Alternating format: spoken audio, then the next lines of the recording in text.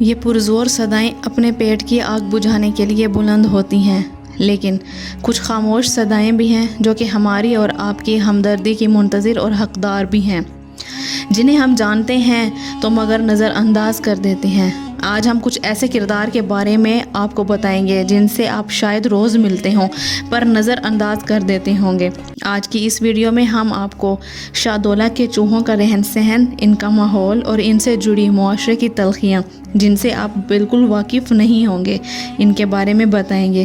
اس سے پہلے نئے آنے والے سامعین سے گزارش ہے کہ میرے چینل کو سبسکرائب کر دیں اور ساتھ میں دیے گئے بیل آئیکن کو پریس کرنا مت بھولیں۔ ناظرین، برصغیر پاک و ہند میں مزاروں پر نظر آنے والی روایات مذہب اور ثقافت کا امتزاج ہیں، تو یہاں ملتے ہیں سوالی، خیرات، صدقات اور بھیک مانگنے والے۔ پاکستان کے شہر گجرات میں ایک بزرگ کے مزار سے وابستہ روایات جو کہ صدیوں سے پڑھنے میں مشہور ہیں۔ شاہدولہ 16ویں صدی کے نصف میں پیدا ہوئے، کچھ عرصہ سیالکوٹ میں رہے، اس کے بعد وہ گجرات میں آباد ہوئے۔ شاہدولہ کے بارے میں کہا جاتا ہے کہ وہ جانوروں سے بہت پیار کرتے تھے۔ اگر یہاں پر بے اولاد جوڑا دعا مانگے تو اس کے ہاں اولاد ہوتی ہے۔ یہ مزار ہے حضرت سید کبیر الدین شاہدولہ گنج بخش، جو شاہدولہ کے نام سے مشہور ہے۔ کراچی میں عبداللہ شاہ غازی کی مزار پر ایک شاہدولہ کا فقیر رہتا ہے جس میں وہ تمام علامات نظر آتی ہیں جو آج تک ان کے متعلق سنی گئی ہیں۔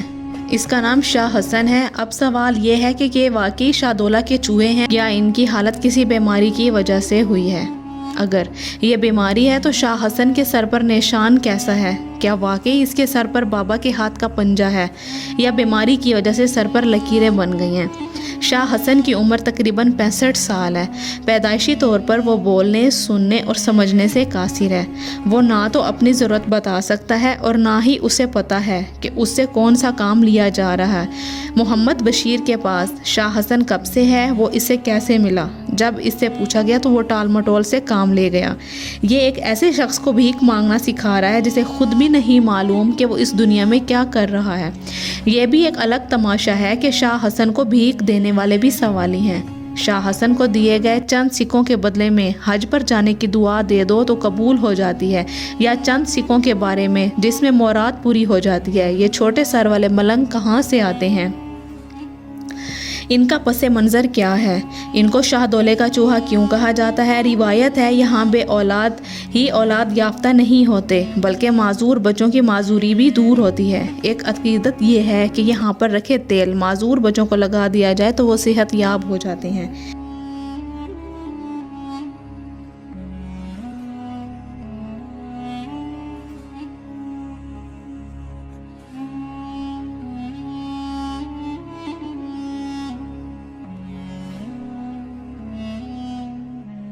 یہاں آنے والے اکثر سوالی ہوتے ہیں اور جھولی بھر کر واپس جاتے ہیں۔ شاہدولہ کے مزار پر میلہ بھی لگتا ہے۔ من میں مرادیں، لبوں پر دعائیں، آنکھوں سے نکلے آنسو، محبت سے چڑھائی جانے والی چادریں جن سے عقیدت کے موتی نظر آتے ہیں، عقیدت مندوں کے ہاں دیکھے جا سکتے ہیں۔ مزار میں منت کلندر کی فضا میں کچھ پیشہ ور بھی ہیں جو جعلی روپ میں اپنا روزگار کما رہے ہیں۔ اس مزار میں شاید ہی کوئی شاہدولے شاہ کا اصل فقیر ملے۔ اس مزار میں شاید ہی کوئی شاہدولے شاہ کا اصل فقیر ملے، مگر پھر بھی سبز لباس پہنے ہوئے، گلے میں موتی کی مالا ڈالے ہوئے، ذہنی طور پر معذور ضرور ہیں، لیکن ان میں ایک ہی ایسی علامت نہیں جن کو دیکھ کر کہہ سکے کہ شاہدولے کے فقیر ہیں۔ شاہدولے کے فقیروں کا سر چھوٹا ہوتا ہے جبکہ یہاں سب کے سر مناسب نظر آتے ہیں۔ شاہدولہ کے مزار سے کئی کہانیاں جڑی ہوئی ہیں۔ ایک روایت یہ بھی ہے کہ بے اولاد جوڑے کی مراد پوری ہو جائے تو وہ اپنی پہلی اولاد مزار کے حوالے کر دیتے ہیں۔ وعدہ لیا جاتا ہے کہ پھر سے پلٹ کر اپنے بچے کی خبر نہیں لیں گے۔ شاہدولہ کے فقیروں کے بارے میں یہ ایک بات مشہور ہے، جبکہ ان کا آخری ٹائم آ جاتا ہے تو ان کو معلوم ہو جاتا ہے اور ان کو ایک خالی کمرے میں بند کر دیا جاتا ہے، تالا لگا دیا جاتا ہے۔ چند دنوں بعد تالا کھولتے ہیں تو کمرہ خالی ہوتا ہے اور کہتے ہیں کہ ان کا نماز جنازہ بھی نہیں ہوتا، جو کہ سراسر جھوٹ ہے۔ لوگ توہم پرستی اور جہالت کی وجہ سے ان کی باتوں پر یقین رکھتے تھے، لیکن کیونکہ آج کل میڈیا کا دور ہے، جن کی نظر سے کچھ نہیں چھپ سکتا۔ دربار پر لائے جانے والے بچوں کے سر پر کڑا پہنا دیا جاتا ہے تاکہ ان کو ذہنی معذور بنایا جا سکے، ان سے بھیک منگوائی جا سکے۔ سچ یہ ہے کہ تاریخ سے پتہ چلتا ہے کہ حضرت شاہ دولہ نے معذور بچوں کی پرورش کے لیے ایک فلاحی ادارہ قائم کیا تھا۔ وقت کی دھول میں حقائق ختم ہو جاتے ہیں۔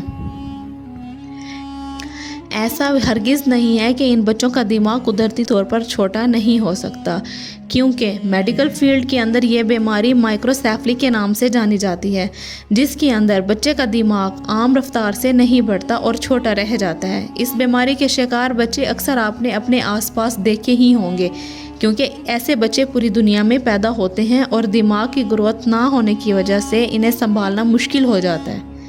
اس لیے پاکستان اور ہندوستان کے اندر ان بچوں کی مائیں ان کو دربار پر چھوڑ کر چلی جاتی ہیں تاکہ کوئی بھی انہیں بھیک اور کھانا دے سکے۔